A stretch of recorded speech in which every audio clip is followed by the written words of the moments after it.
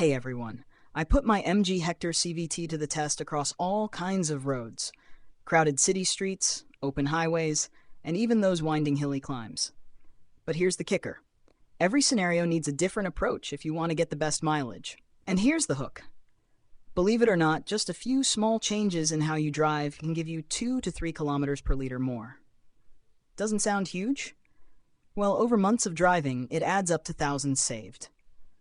Stick with me through this video and you'll see exactly how. I've been exactly where you are, trying to stretch every drop of fuel. After loads of testing and real-world driving, I finally figured out what really makes a difference. One big myth out there is that eco mode automatically means better mileage. But with this CVT gearbox, especially in the MG Hector, that's not always the case. Sometimes switching modes can actually help you get more out of your fuel. This is my MG Hector CVT, stylish, powerful, and super comfortable. But one question always bothered me. What's the real mileage in different conditions? So I decided to run a detailed mileage test. Not just a quick drive, but a complete study across city roads, open highways, and even hilly terrains. First, with 1 passenger, then 3, and finally 5 to see how load impacts mileage. AC on versus AC off. One small change here makes a big difference in fuel efficiency. To get the real picture, I tested my Hector at different speeds, 40, 80, and 120 per hour with various setups. AC on and off, alone or fully loaded, switching drive modes from eco, normal, and sports.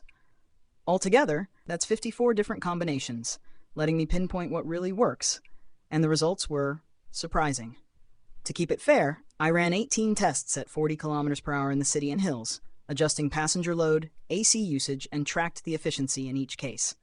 I documented everything carefully, every figure, every test, so you get real facts, not guesswork. In the City Max, solo driving gave me 13.6 kilometers per liter. With 3 passengers, it slightly dipped to 12.9, and 5 people dropped it to 11.1. Weight always matters wherever you drive. On hilly terrain max, with just 1 passenger, the mileage was 12.1 kilometers per liter. 3 people brought it down to 10.9, and a full car with 5 passengers dropped it further to 8.9. Hills are tough on your fuel tank. On the highway max, with 1 passenger, I got a healthy 17.1 kilometers per liter. Add 3 people, it dropped to 16.2, and with a full car, 14.9. Even on highways, extra weight counts.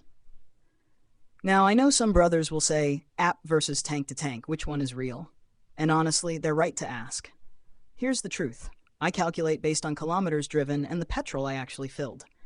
In my observation, the app showed just 0.5 to 1 liter difference compared to tank.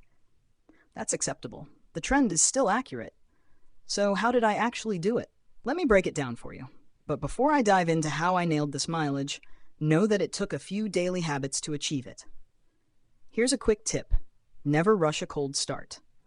Let your RPM settle around 0.7 or 0.8 before hitting the road. Just 5 minutes of patience can save fuel and protect your engine. This is not for only morning, but for each time you start the car, check if RPM is greater than 0.9, then allow it to settle down. Lighten the load. And no, it's not about passengers or bags. Carrying a full tank fuel means hauling around roughly 40 kilograms of extra weight, which directly impacts your mileage, especially in the first 200 kilometers. I usually go with just 20 liters at a time, which gives me a range of around 190 to 230 kilometers, and keeps the car lighter and more fuel efficient. Alright, the wait is over. Here's exactly how I achieved these mileage numbers.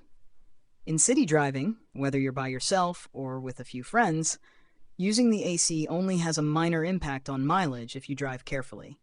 However, as the load increases, even small details become important.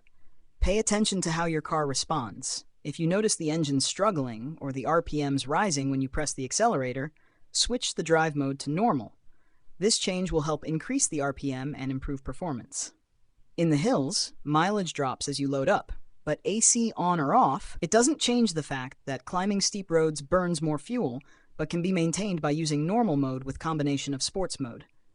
At slower highway speeds like 40 kilometers per hour, passenger load and AC use have less impact if you keep your speed steady. At 80 kilometers per hour, the ideal cruising speed, AC use on or off makes little difference. Smart driving still rules here.